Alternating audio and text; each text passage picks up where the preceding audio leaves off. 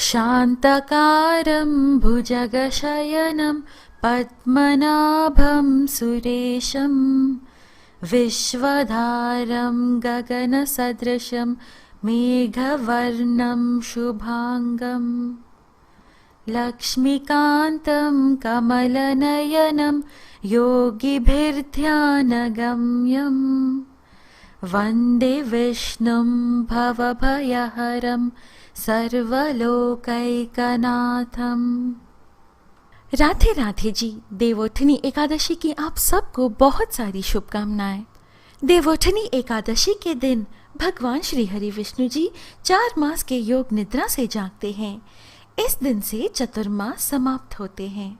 एक बार भगवान विष्णु जी से उनकी प्रिया माँ लक्ष्मी जी ने आग्रह के भाव में कहा, हे भगवान, अब आप दिन रात जागते हैं, लेकिन एक बार सोते हैं तो फिर लाखों करोड़ों वर्षों के लिए सो जाते हैं तथा उस समय समस्त चराचर का नाश भी कर डालते हैं। इसलिए आप नियम से विश्राम किया कीजिए।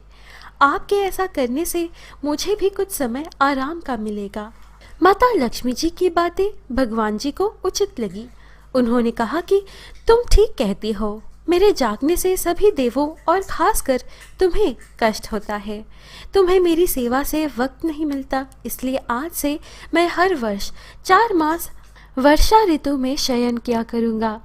मेरी यह निद्रा अल्प निद्रा और प्रलयकालीन महानिद्रा कहलाएगी।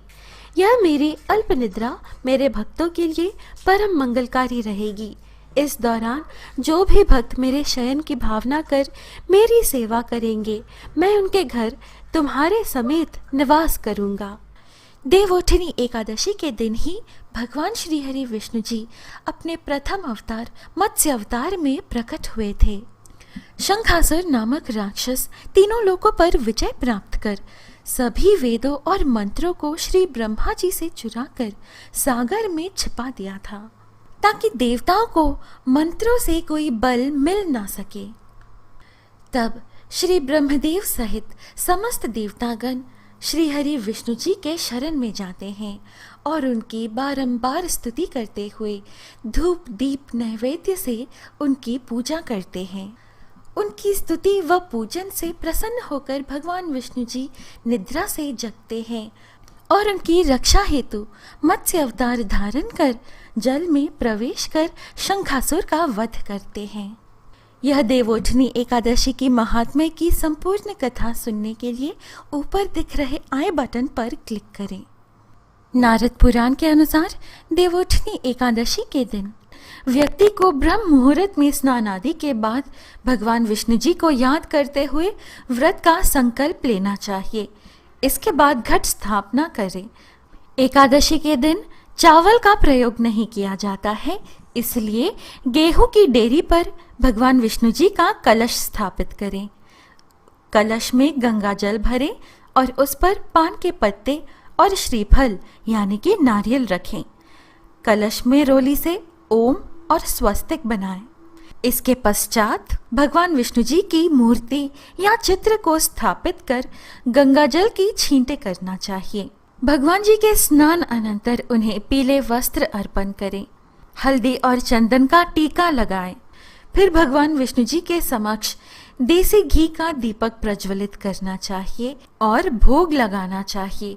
भोग में तुलसी दल अवश्य डालें। तुलसी दल के बिना भगवान विष्णु जी भोग स्वीकार ही नहीं करते। इसके बाद कथा सुनकर आरती करनी चाहिए।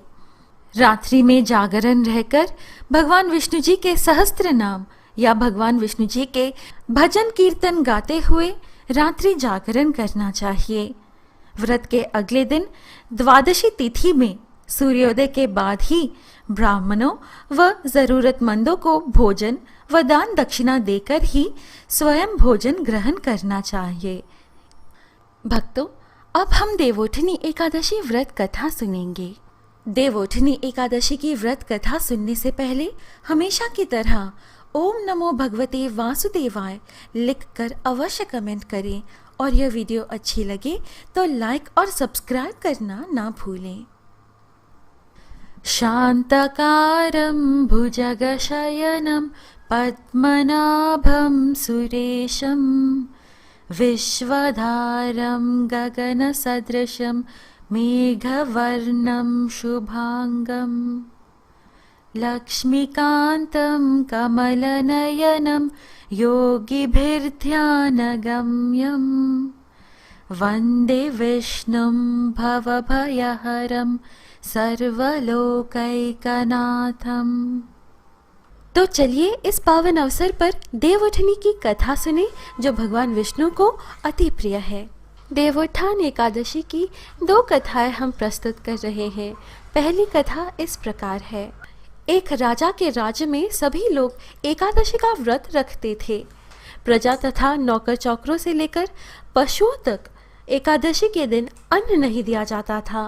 एक दिन किसी दूसरे राज्य का एक व्यक्ति राजा के पास आकर बोला, महाराज कृपा करके मुझे नौकरी पर रख ले।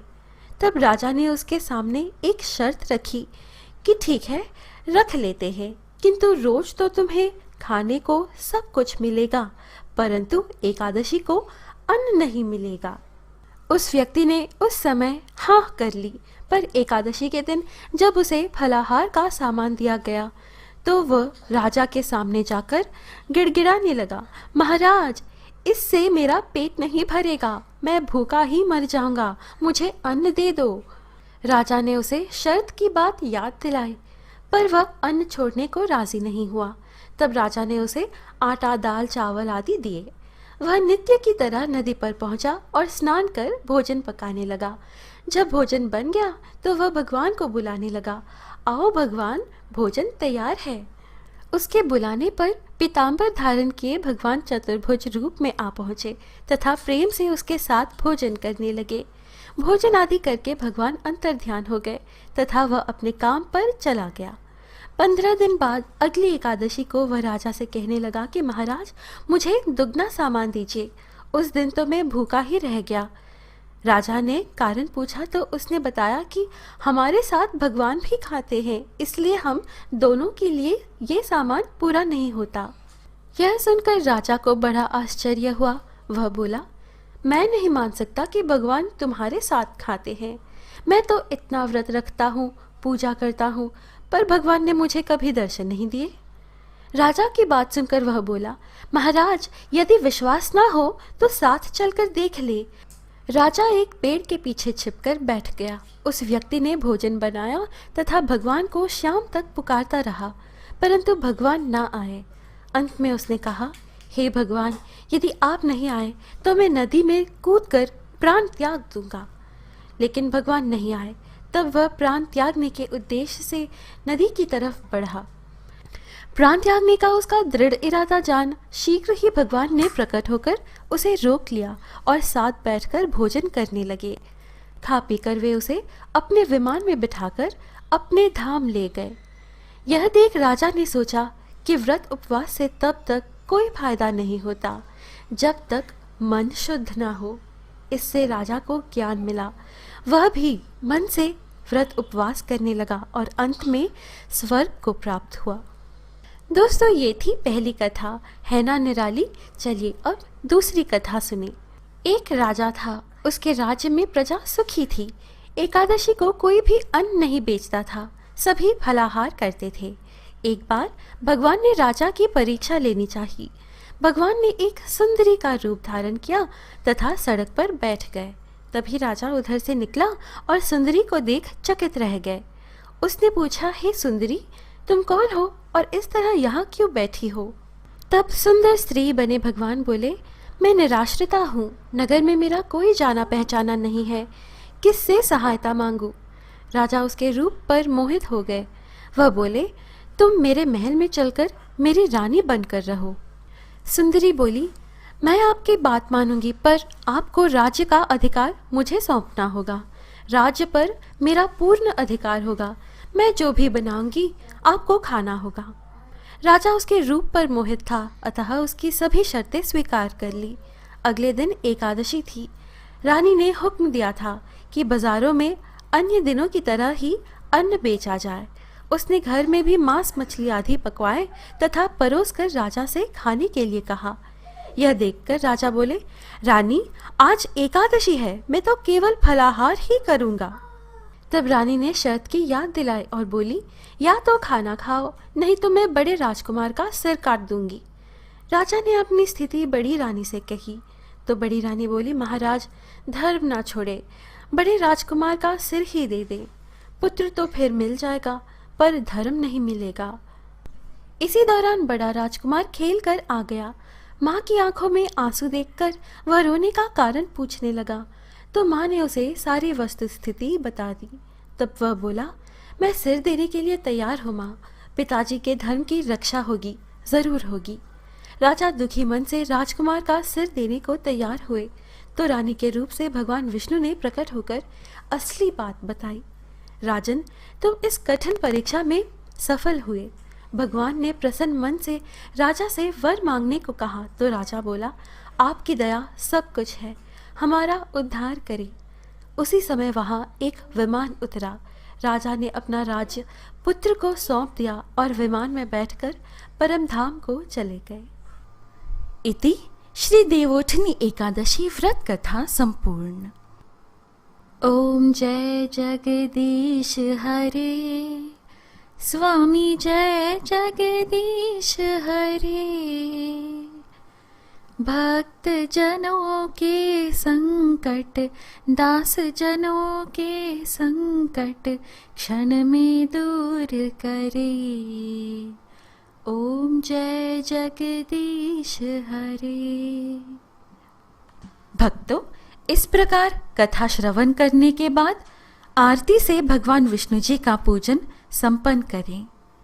सर्वलोकप्रिय आरती ओम जय जगदीश हरे पंडित श्रद्धाराम फेलौरी द्वारा सन 1870 में लिखी गई थी।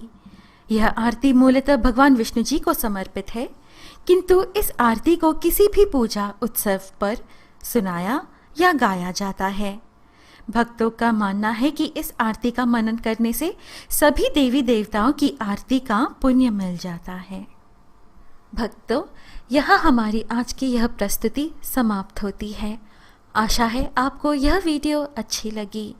मुझे अनुमति दीजिए, अब फिर मिलेंगे अगली वीडियो में। जय श्रीमन नारायण।